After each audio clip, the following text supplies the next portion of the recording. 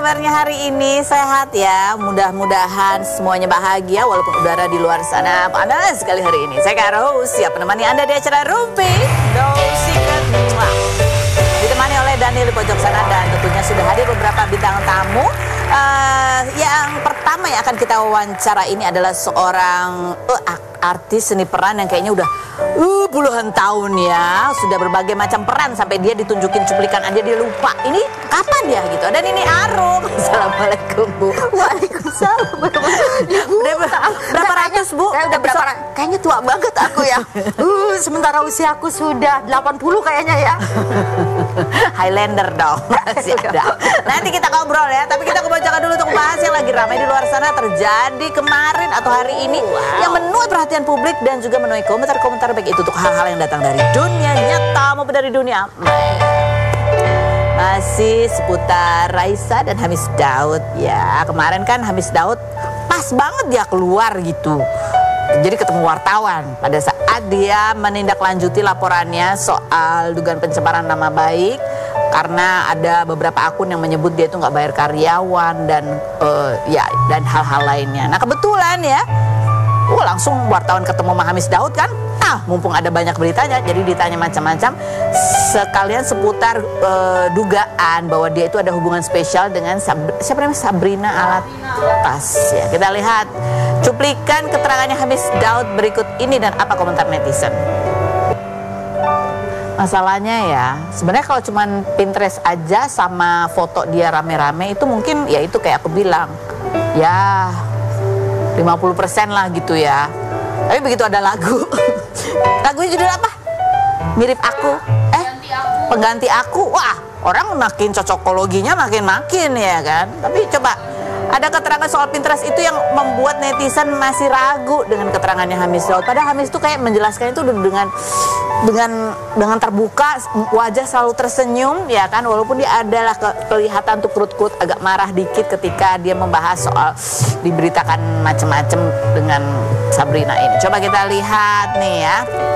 Kan dia bilang, jadi dia diundang ya kan, diundang untuk memberi masukan kreatif gitu kan, sama seperti yang kita bahas kemarin tuh. Kalau Pinterest itu nggak mungkin orang kolaborasi tiba-tiba main ujuk-ujuk tanpa diundang oleh yang punya mood boardnya gitu. Nah ini kemarin penjelasan dari sahabatnya Sabrina Alatas, dia bilang gitu, itu Pinterest board Sasa emang dia lagi bangun rumah buat dia di Bali. Ya cocok, dia share Pinterest boardnya ke grup WhatsApp, ke gue juga di share. Hamis kayaknya buka boardnya malah ke join terus ya lupa aja gitu. Jadi seakan-akan collab boro-boro gitu kan ya. Tapi kan sebenarnya dia udah ngomong tuh si Nadjes ini, dia bilang kayaknya, berarti kan dia nggak tahu pasti. Iya kan? Iya nggak? Ya, ini orang yang menjadi perbandingan orang bilang, ih kayak nggak percaya deh keterangannya Hamis gitu ya kan. Ada lagi apa nih? Komentar netizen yang lain coba kita baca berikut ini. Ngomong matanya liatin atas mulu, emang wartawannya lagi di atas plafon apa gitu. Emang dia ngomong di atas? Matanya ke atas. Mata netizen yang kanan apa kiri? Kalau kanan itu dia lagi mencari kata yang tepat, kalau kiri dia lagi mengingat-ingat. Oke, kalau nggak salah. Ekspresinya berasa lagi wawancara atlet menang medali emas, sumringah sekali. Sumringah salah ya kan, marah salah, cemberut marah. Ya senyum ya, senyum ini kan berusaha sopan ya. Tapi apakah itu nyampe di mata atau enggak? Ini aku lagi ngomong teori ya. Nyampe di mata atau enggak itu yang menggambarkan apakah dia betulan sumringah atau tidak. Ya. Waktu akan menjawab, kita tunggu aja sambil makan kuaci gitu. Yang berikutnya ya, kok bahagia amat dia ceritanya? Oh karena dia ganteng. Nih ada kalau yang di sini bilangnya ih ganteng banget gitu, salah fokus banget, dia nggak perhatiin dia ngomong apa ya, cuma lihat mukanya aja ya. Sama Pak pengacara, cakep Pak pengacara tuh katanya. Terus ada yang mencuplik ini, sangat dekat sekali. Apapun yang terjadi aku percaya sama lagu Yaya ya kan, iya kan. Lagunya gimana tadi? Mengganti aku. Pokoknya aku melihat. Oh iya. Ya mungkin habis ini Yaya perlu klarifikasi. Itu inspirasi lagunya dari mana gitu kan, supaya makin jelas nih. Tapi pokoknya kemarin itu Hamis juga menjelaskan, tuh, karena aku tadi lihat ke atas ya, itu karena lagi mencari kata.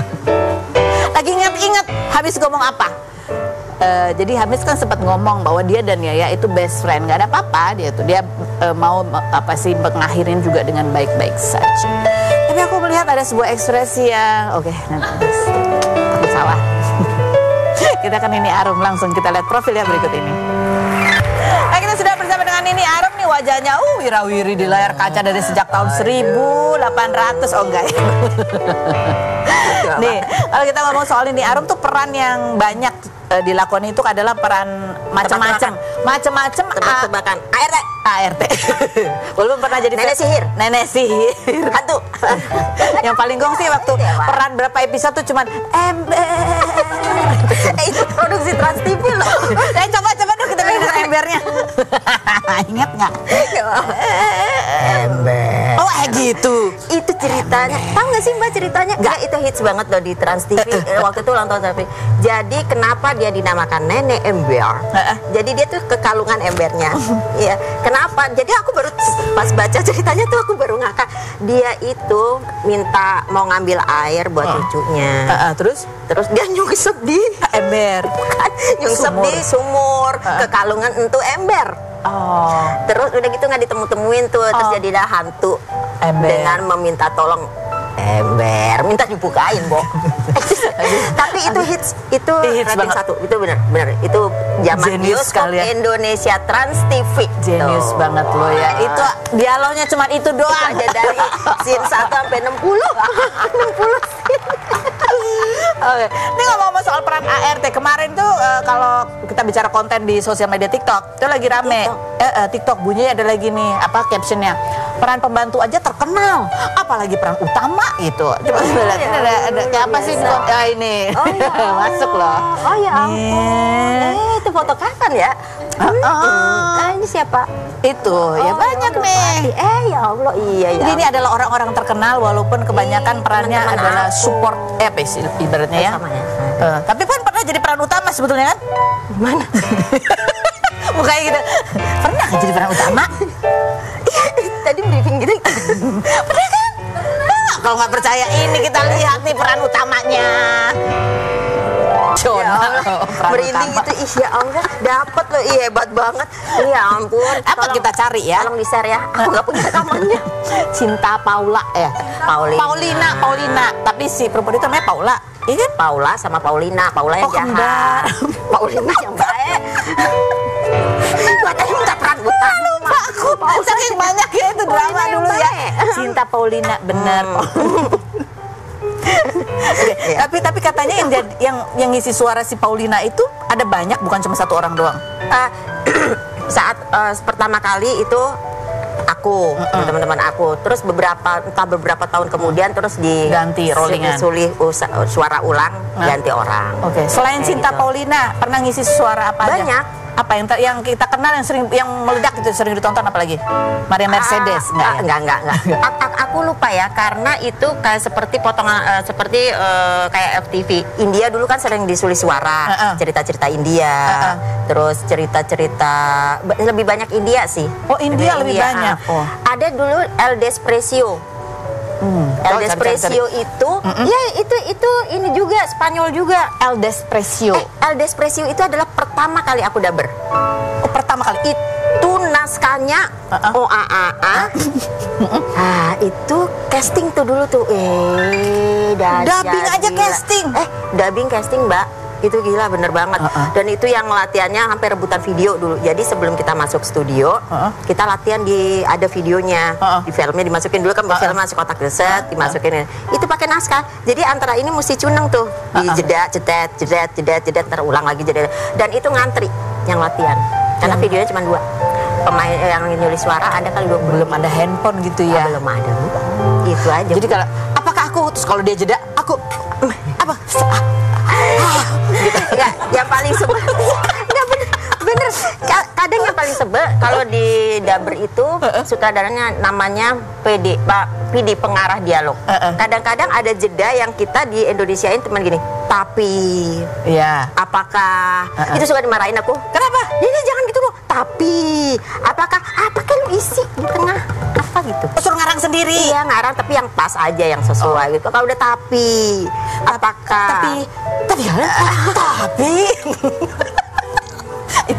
itu susah banget loh. Susah banget loh itu. Iya, itu dia makanya. Karena dia ini sedikit bibirnya belum mangap itu ketahuan. Kalau nggak sing gitu ya. Itu mabuk deh itu. Dan karena dubbing itu putih banget. Karena dubbing itu karena dubbing itu dulu aku pernah, karena ini ya nggak boleh tidur, bukan nggak boleh tidur sih masalahnya. Kalau kita tidur kan dulu kan sampai malam ya. Kalau kita tidur kita bangun suaranya langsung suara dubbing kan suara kita berbeda. Jadi aku tuh suka minum minuman obat penguat, bukan obat penguat, obat yang kayak ya, energi drink, bukan obat sih sebenarnya, minuman energi drink itu. Dari situlah seperti keracunan, Bu. Keracunan? Jadi waktu itu karena waktu itu ya kayak setiap hari, jadi waktu itu aku sama Tamara lagi ada acara, dari acara Jakarta kemana terus kemana terakhirnya UGD. Oh ya, astaga. Apanya yang kena? Jantung? Enggak lambung, karena itu kan tajam, asem kayak gitu apa. Risiko ya pekerjaannya. Aku pikir cuman ini doang. Kalau peran ngomel-ngomel gitu, itu kan cuma risikonya aus katanya ya, sama pengen marah. Aus, pengen marah sama marah kalau teman yang dubbing sebelumnya lawannya salah mulu. Itu marah banget. Itu marah banget. Kadang karena nggak bisa dipotong kan, nggak bisa dipotong. Ulang dari awal. Oke. Boleh di jumping ya, potong. Tapi ya dengan peran yang banyak itu, ada sempat kepikiran gitu, kapan sih aku dapat peran utama gitu, ingin banget nyobain gitu. Pernah sih. Pernah. Peran apanya maksudnya peran sih? Utama. Maksudnya di sinetron apa di sinetron, bukan dubbing, sinetron dong. Oh enggak pernah. Kenapa? Enggak pernah. Sininya banyak, Bu. Itu alasannya. Enggak, tapi ini pernah jadi peran utama ya, jadi Nenek Ember tuh ini peran utama. Walaupun cuma ngomong ember aja sininya banyak. Sininya banyak 60, Bu. Setiap ada capek, Bu. Capek. Karena apa? Karena horor itu kan pasti selalu malam. Gitu. Tapi ini aku suka film horor. Aku suka main film horor, aku suka main komedi, aku suka. Kalau ditanya 1 sampai berapa nggak bisa, karena semuanya asik aja gitu. Kita mau tanya sekarang ya, selama pengalaman puluhan tahun di dunia acting gitu ya, pernah nggak pernah mengalami hal-hal berikut ini?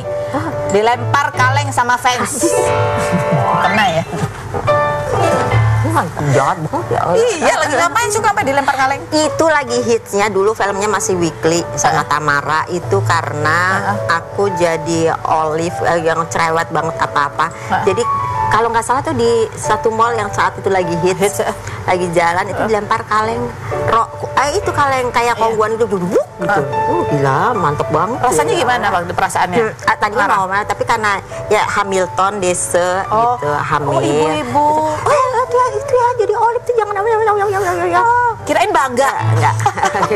Iya, berarti berhasil gitu enggak? Ntar anak ibu seperti saya.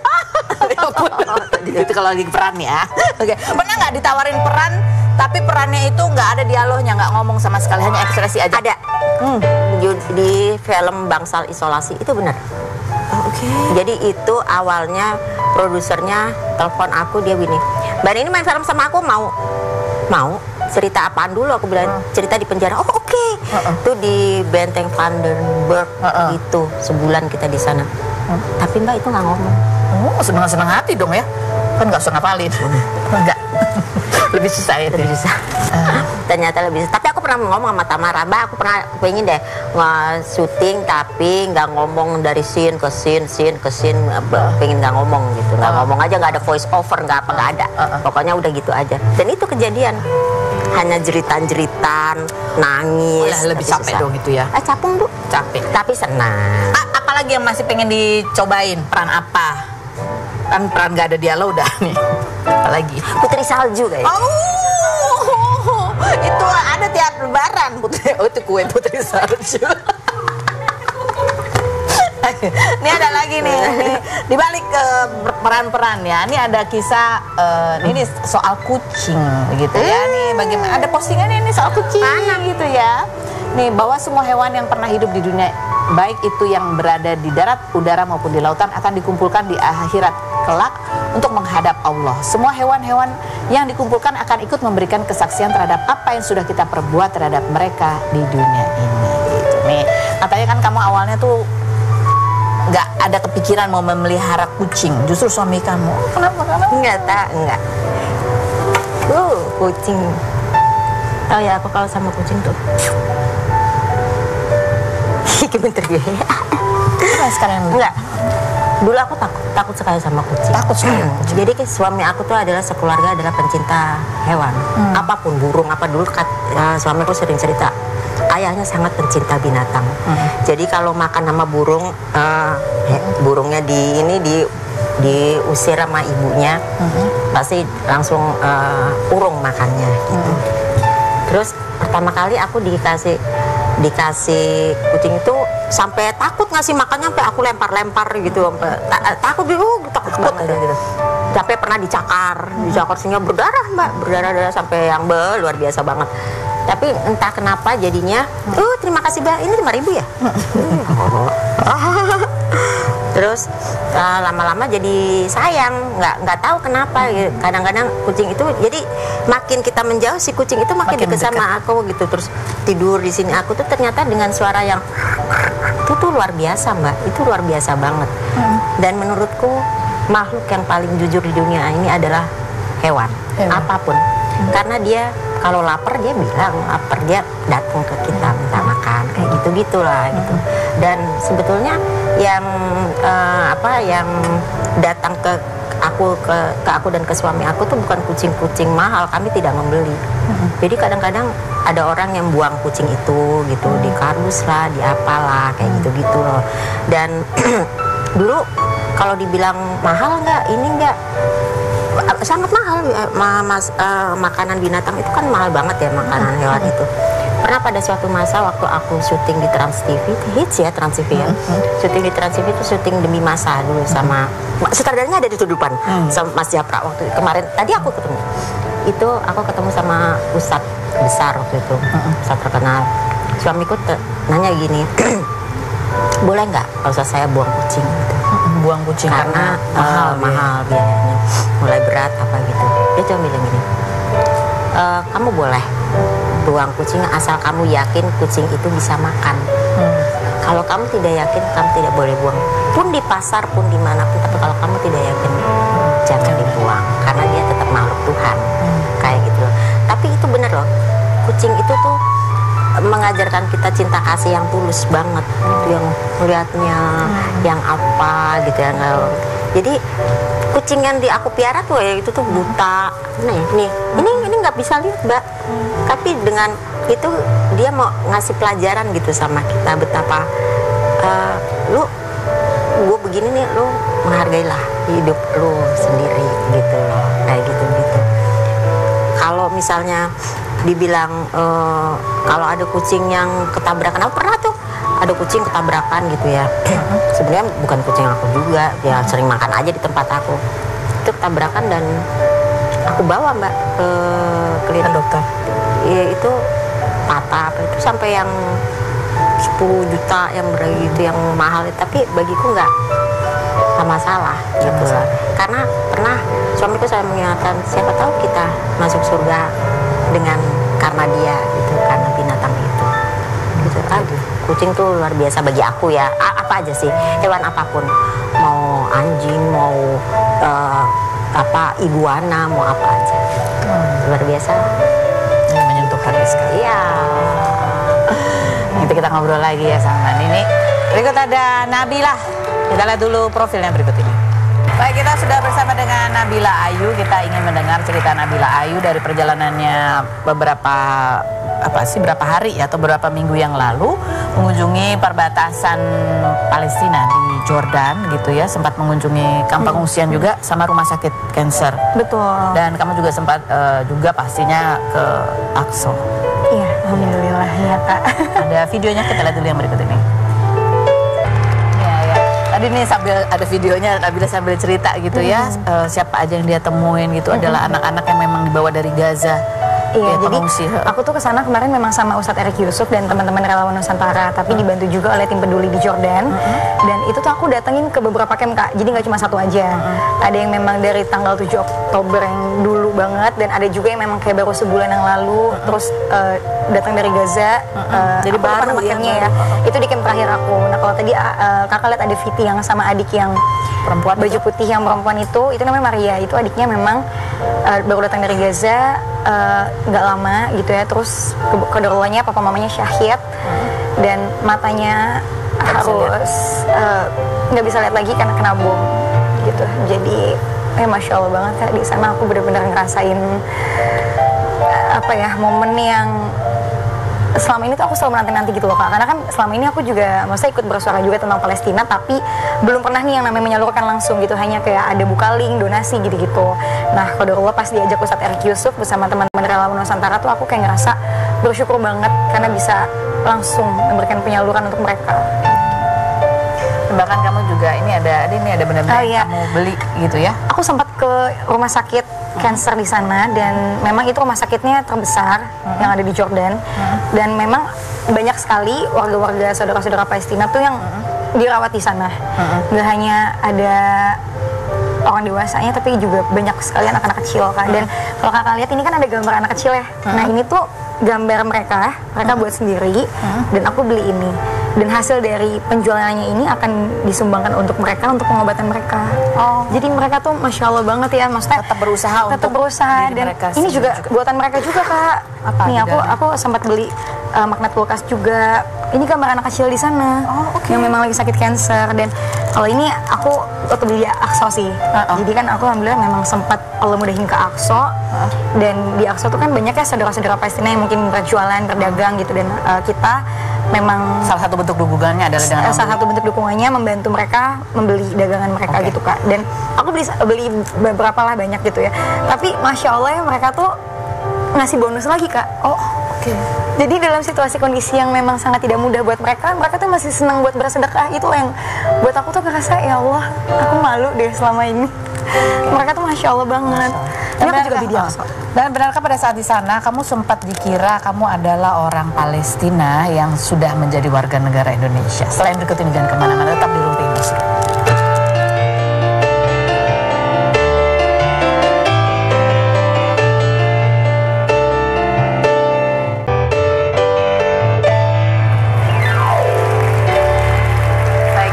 Bersama Nabila Ayu, dan kita mau mendengar kisahnya ketika dia mengunjungi perbatasan Palestina di Jordan ya, kamp pengungsi, dan juga di area Masjid Al-Aqsa juga, sempat ke Hebron juga. Yes, Hebron dan Bethlehem juga. Dan Bethlehem juga. Dan kamu katanya sempat dikira orang Palestina di awal-awal itu. Pas di border Kak. Jadi kan pasti kan dicek tuh ya.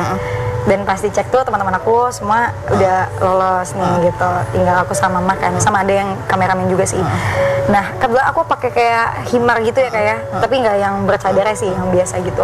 Dan mereka tuh langsung gini, temennya kayak bisikin gitu, dia Palestinian gitu. Jadi mungkin mereka pikir aku orang Palestina yang pindah ke WNI. Jadi mereka minta aku double check gitu kan. Sama mereka kayak nunjukin kayak, nih kamu bawa ini nggak, bawa sajam nggak? Karena kan aku pura-pura nggak bisa bahasa Inggris ya di sana. Takut banget tadi malah dicecer gitu kan. Jadi ya udah, mereka mengira aku tuh orang Palestina. Padahal kayak Arab-Arabnya nggak ada, Arab Sabar kayaknya sama Nabila ya kan. Dari mana gitu, cuman ya udahlah. Tapi kan itu berarti kamu menjalani setiap checkpoint ada pemeriksaan. Betul, jadi kayak setiap daerah gitu loh Kak. Jadi dan itu siapa yang paling sering diperiksa? Aku. Kamu? Itu apa yang muda-muda? Aku sama temen-temen yang cowok-cowok kayak Ustadz Erik, terus yang usia muda memang lebih sering mendapatkan. Jadi mama, yang ceweknya kan cuma aku, mama sama istrinya Ustadz dan teman dari relawan. Dan mereka tuh aman Kak. Dan aku karena mungkin aku nggak paham ya, apa karena mungkin paspor aku ada tandanya gitu. Kamu ditandain? Ditandain karena kan tadi dia pikir aku orang Palestina kan. Jadi ya udahlah, mereka manggil aku juga pas setiap ada checkpoint tuh, pasti disuruh turun juga deh. Apa yang kamu rasain ketika setiap kali checkpoint itu? Wah itu deg-degannya bukan main Kak. Sampai kita tuh selalu kalau misalnya ada checkpoint kita langsung kayak handphone tuh taruh, udah kayak benar-benar kayak tegang banget, kayak masuk ruang sidang kayaknya. Karena benar-benar sedeg-degan itu kan, mereka soalnya bawa senjata terus kan gitu. Jadi ya sebenarnya bukan takut karena dia apa-apain, cuman kayak yang mentalnya aja sih Kak jadi kena gitu loh. Nggak kebayangkan gimana saudara-saudara Palestina yang memang mereka tuh tiap hari di sana setiap hari dengan tekanan yang seperti itu gitu loh. Jadi ya seperti itu sih Kak. Oke.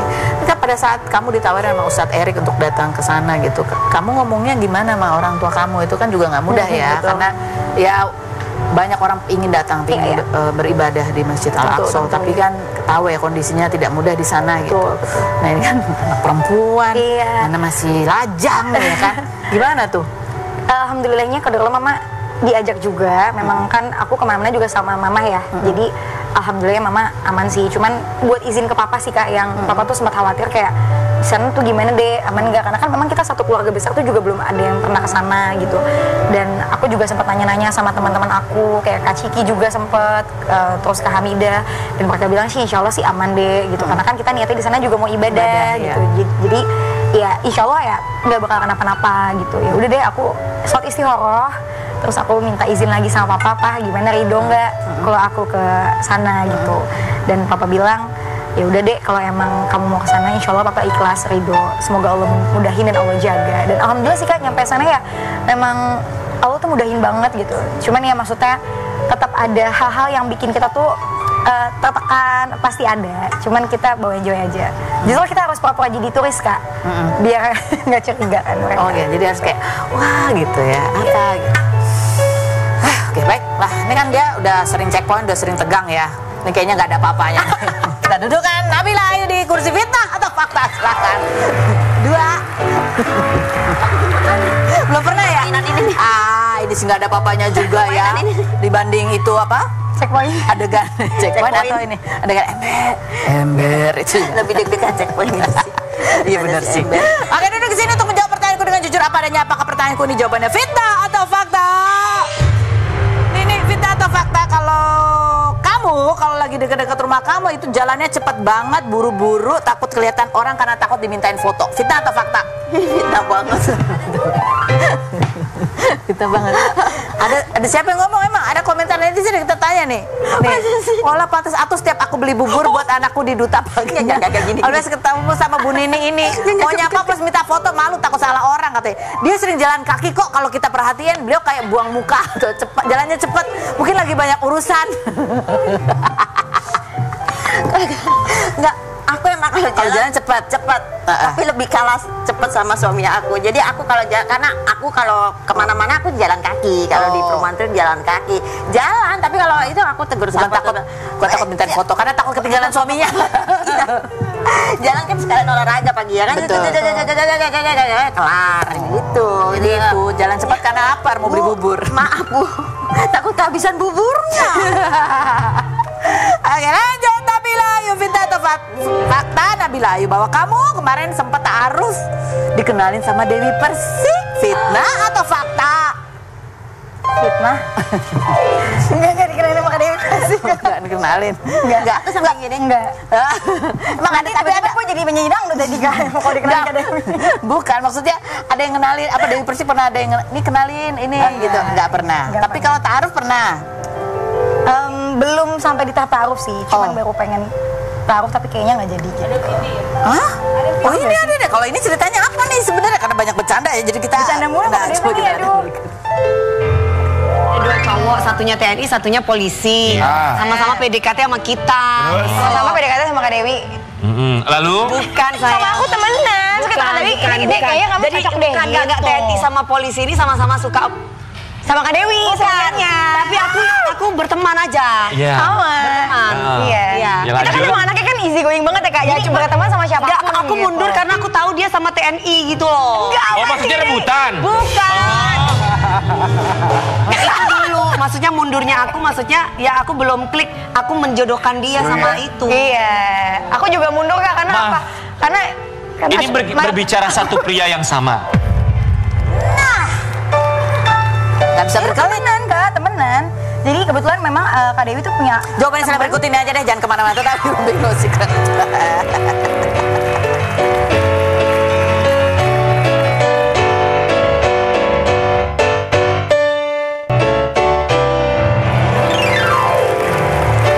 Lagi bersama bintang tamu kita. Oke, jawab dulu Nabila tadi. Jadi kamu dikenalin apa kamu kenal sendiri sama satu TNI dan satu polisi Jadi itu? aku tuh datang ke tempat kopi gitu kan, dan kenal sama kakaknya. Katanya kakaknya tuh kayak kenalin sama adiknya, dan katanya adiknya ini temenan sama KDP gitu. Oh, jadi 2 orang nih? Iya, bener. Oh, terus dan aku baru tahu kalau emang temenan sama KDP juga. Ya udah akhirnya kita sering nongki bareng di situ sama Kak Ali Tahir juga. Karena kan emang itu punya beliau kan. Punya siapa? Punya siapa? Ali Tahir. Kak TNI itu sama yang polisi. Oh gitu. Jadi nggak pernah tahu. Dia kalau enggak. Enggak, Kak, belum. Belum ya? Oke, baiklah. Kalau gitu kita lanjut ke pertanyaan berikutnya. Ini ada, kita masing-masing pegang kartu pertanyaan, tapi dimulai dari kamu dulu, Nabila. Silakan dibuka. Pertanyaan buat siapa? Untuk Mbak Ninik. Lah kok untuk ini? Iya. Fitnah atau faktanya pindah ke sini? Enggak. Fakta atau fitnah kok? Mbak kan jarang foto sama suami ya? Nggak tahu sih kata di sini. Jarang diposting di Instagram maksudnya. Maksudnya itu apakah itu kunci supaya pernikahan tuh tetap langgeng? Karena kan memang aku pernah dengar juga ya Kak, kalau misalnya kita tuh lebih baik jarang posting yang romantis-romantis sama suami gitu, supaya tidak kena air. Nah itu tuh kunci juga nggak sih? Iya. Aku tanya. Aku belum punya suami, jadi aku nggak tahu. Coba ini gimana? Belajar nih kayak jadinya. Enggak. Kalau pada dasarnya suami aku tuh tidak suka difoto. Ya ada loh suaminya. Kapan ya Allah. Ini jalannya cepat itu ya. Jalannya cepet banget, sumpah itu jalannya cacus banget. Suaminya kan ini udah 10 langkah kan, ini baru 1 langkah ya. Gimana kecil lah ini. Apalagi kalau traveling tuh, gila jalannya sumpah cepet banget. Oke, berarti tadi jalan cepat karena ikut suaminya. Oh iya benar. Terbiasa cepet gitu kan. Tapi emang sengaja nggak apa dia nggak suka foto? Enggak, dia nggak suka foto, dia lebih suka fotoin aku. Tapi kalau dia romantis fotoin banget, aku itu, tapi dia bener, dia tuh hits banget kalau ngambil angle-angle itu. Bagus. Dan lebih banyak kalau saudara-saudara aku bilang, Arif kalau motoin dia yang lebih banyak gaya. Oh. Iya. Tapi hasilnya oke, hasilnya bagus banget. Tapi dia emang nggak suka, nggak begitu suka punya di suami yang juga moto tuh kan enak ya jadinya. Suka di foto. Oke, silakan Mbak Dini buka apa itu pertanyaannya. Aduh, ini anu-anuan loh nih. Kenapa banyak? Makasih kepada siapa pertanyaannya? Buat Kak Rus. Oh, buat aku. Kak Rus. Kenapa banyak perempuan setelah cerai itu singlenya lama dan bahkan bisa bertahun-tahun? Trauma nikah kah? Enggak berasa aja. Tiba-tiba udah bertahun-tahun. Enggak jreng banget. Kayak gue ya bertahun-tahun gitu. Ya kan macam-macam sih, alasannya macam-macam. Tapi kalau trauma sih kayaknya mungkin ada, mungkin enggak. Kalau yang enggak trauma itu karena konsep pernikahannya udah beda. Antara kalau masih lajang nih pengen menikah tuh kan konsepnya beda tuh, sama yang udah pernah melalui itu, udah pernah punya anak, udah nggak pengen punya anak lagi, itu kan konsep pernikahannya udah beda. Yang dicari beda dan lebih pengen tahu kita tuh sebenarnya maunya apa. Dah lebih susah nyari kita itu maunya apa, karena ternyata kita tuh aku nggak tahu aku maunya apa. Jadi jawabannya adalah kenapa sih lama? Kenapa ini nggak tahu maunya apa gitu. Sama nggak berasa gitu, tiba-tiba udah bertahun-tahun. Kalau enjoy Kak, bener deh, aku juga kalau udah terlalu lama sendiri tuh kayaknya enjoy banget kan. Iya kan? Tapi hati-hati ya. Mamanya langsung gini, apa dia enjoy? Enjoy. Oke, aku masih ada pertanyaan nih buat Nabila. Nah, ayo. Kenapa sih pas aku masih kafe ini? Kamu itu orangnya unik, random, dan kreatif banget. Ya kan, coba sekarang ciptakan sebuah kata dan jelaskan apa arti kata itu. Ngopsan kui. Apa sih? Apa itu ngopsan kui? Ngopi santai kui. Oh iya, Biasa kali kamu hebat banget. Ini tercipta pas lagi ke kafe ketemu itu. Satu lagi. Apa lagi? Satu lagi apa ya? Cikiku. Paling kemanskui kan. Kemanskui, kemana? Tapi aku suka nyebut kata kui. Jadi aku tuh kalau sama teman-temanku kadang kayak kemanskui lo gitu, kayak kemana lo gitu. Oh, oke. Kalau ketemu cowok gitu lagi kenal juga, kui gitu. Enggak lah. Aku kalau sama cowok yang baru kenal pasti aku kalem Kak. Biar dia nggak tahu kalau aku ternyata anaknya bawel. Oh, bawel. Iya, biar dia pendiam, cowok yang anggun gitu. Oke. Kalau Mbak Nini aslinya gimana? Kalau di TV kan kita taunya gitu. Aku tim banget. Masa sih? Apa? Pendiam banget, masa sih Kak? Karena dia capek ngomel-ngomel kan, dia bilang kalau dia syuting ngomel-ngomel terus dia aus dan kesel. Jadi aku tuh kalau dalam syuting benar, aku benar-benar menikmati menikmati itu breaknya. Oh, breaknya. Iya, iya. Karena bisa minum, makan. Bisa Nanti kalau udah di santai. lokasi kan, ayo masuk betul. peran. Nah, kalau aku mah beda tuh Kak, Apa? malah lebih cerimis lagi kalau lagi break. Ini ngomongan karena cerimis ya semuanya di sini ya, jadi tak terasa waktu juga sudah harus memisahkan kita. Mbak Nini, terima kasih sudah hadir bagi ceritanya. Terima kasih juga Nadila. Terima kasih buat Anda yang sudah bergabung bersama kita. Salah ember. Kita ketemu lagi setiap hari ya di acara Rumpi.